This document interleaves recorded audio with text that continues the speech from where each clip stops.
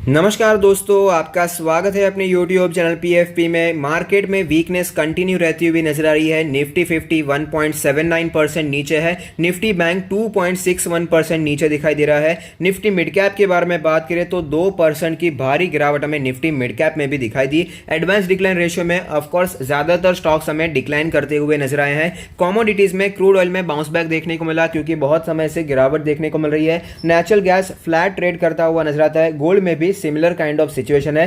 Silver की अगर बात करें तो 0.57% की तेजी हमें दिखाई दे रही है।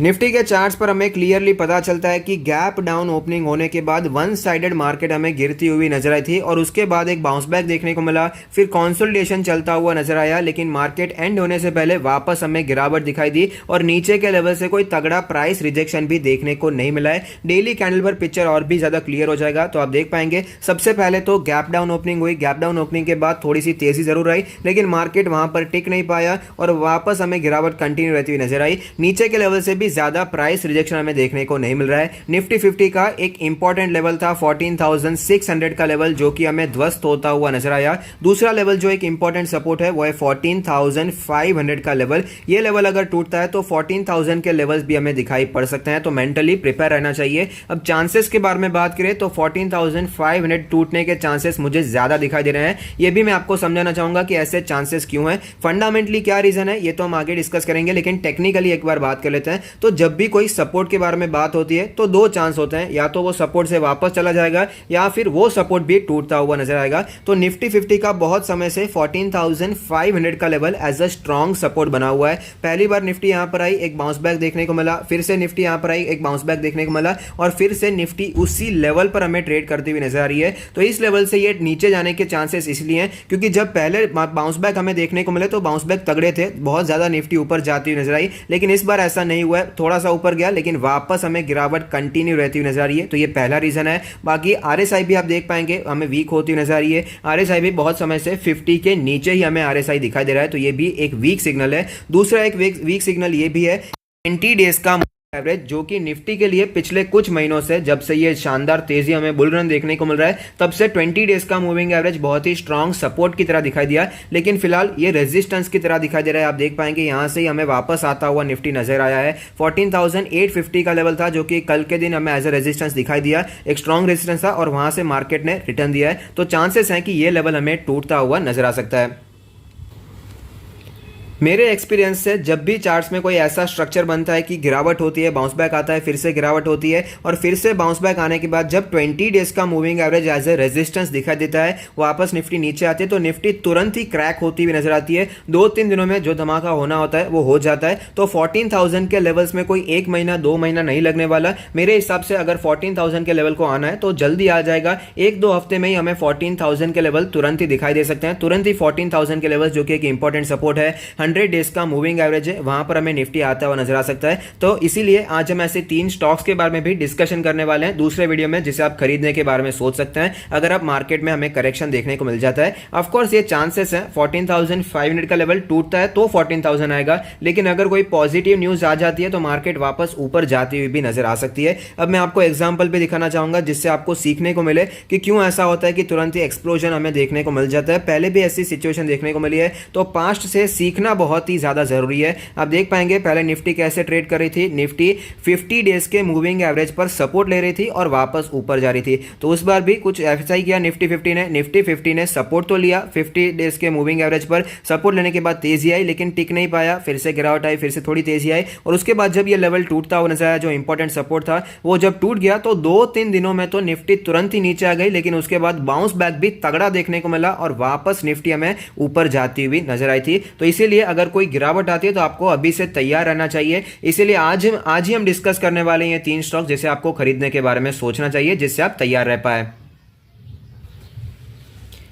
चार्ट पर तो डिस्कशन कर लिया, अब न्यूज़ के बारे में बात कर लेते हैं। आज की जो गिरावट का मेन रीज़न था वो कोविड-19 था। अब तक तो बॉन्ड डील बहुत ही परेशान कर रहे थे, लेकिन आज बॉन्ड डील इतना परेशान नहीं कर रहा था जितना कोविड-19 ने परेशान किया है। सेकेंड वेव बहुत ही जोर में दिखाई दे रहा है, स्पेशली महाराष्ट्र में तो कोविड केसेस बहुत ही तेजी से बढ़ते हुए नजर आ रहे हैं, जहां पर इंडस्ट्रियल एक्टिविटी इतनी ज़्यादा होती है, फाइनेंशियल एक्टिविटी इतनी ज़्यादा होती है। तो ऐसे स्टेट में अगर कोविड केसेस बढ़ते हैं, लॉकडाउन की सिचुएशन बढ़ती है, तो ऑफकोर्स ये इकोनॉमी के लिए अच्छा नहीं है और निफ्टी पर भी वो प्रेशर हमें देखने को मिलने ही वाला है। और ये प्रेशर अभी इतना भी ज्यादा देखने को नहीं मिला, इसलिए निफ्टी उसे फैक्टर इन करने की कोशिश भी करती हुई नजर आ रही है। तो फंडामेंटली अगर ये कोविड केसेस बढ़ते हैं तो ये एक रीजन होगा जिसके कारण निफ्टी हमें 14,000 के आसपास आता हुआ नजर आ सकता है।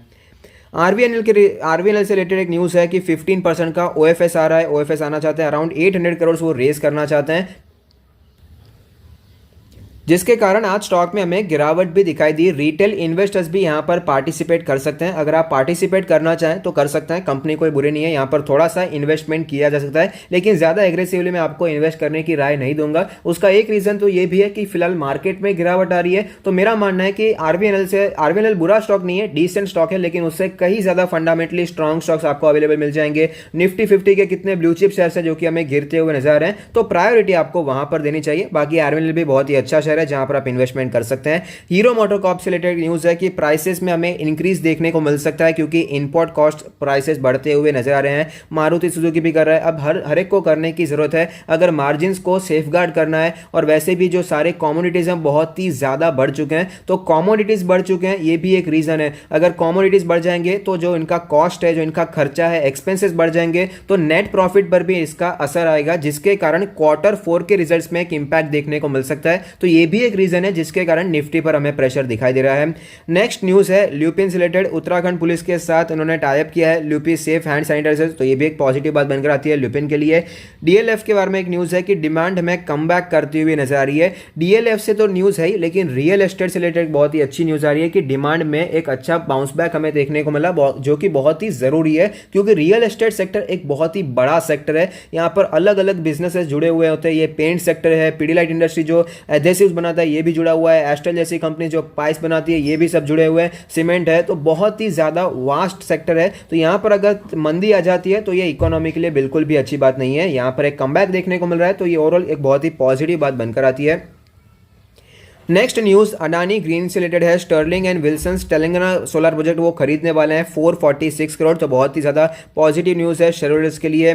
बारबेक्यू नेशन का आईपीओ आ चुका है, टोटल सब्सक्रिप्शन आज जो देखने को मिला वो है 1.33 टाइम्स। मेरा मानना है कंपनी ओवरऑल ठीक ठाक है, लेकिन फिलहाल इसका जो समय चल रहा है बिल्कुल भी अच्छा नहीं है, टोटली इसका समय एकदम बुरा चल रहा है, वर्स्ट टू वर्स्ट सिनेरियो इसके लिए चलता हुआ नजर आ रहा है। जितनी भी ये डाइन इन वाले हैं, जो भी होटल इंडस्ट्री है, जो भी रेस्टोरेंट इंडस्ट्री है, बहुत ही ज़्यादा ठंडी चल रही है। फिलहाल तो डिलीवरी वाला मामला जोर में चलता हुआ नजर आता है, कंपनी एकदम लॉस पर लॉस करती जा रही है। ऐसी सिचुएशन में मेरा मानना है इसे अवॉइड करना बेहतर है, और स्पेशली तब जब मार्केट भी वीक हो रही है, इसमें लिस्टिंग गेन्स के कम हो जाएंगे। अभी जो फिलहाल आ चुके हैं आईपीओ, वहां पर भी लिस्टिंग गेन्स कंटिन्यूअसली हमें गिरते हुए नजर आ रहे हैं। आज अनुपम रसायन का लिस्टिंग हुआ तो वहां पर भी हमें गिरावट ही दिखाई दी। तो ऐसी सिचुएशन में मेरा मानना है थोड़ा सा वेट करना चाहिए। अगर मार्केट स्टेबल हो जाती है तो अलग बात है, तो ये अब तक हमें अप्लाई करने के बारे में नहीं चाहिए। तगड़ा सब्सक्रिप्शन होता है थर्ड डे पर, यहाँ पर सेकंड डे पर हम चेक कर सकते हैं, अगर अच्छा सब्सक्रिप्शन हमें दिखाई दे तो वहां पर हम अप्लाई करने के बारे में सोच सकते हैं, सिर्फ और सिर्फ लिस्टिंग गेन्स के लिए।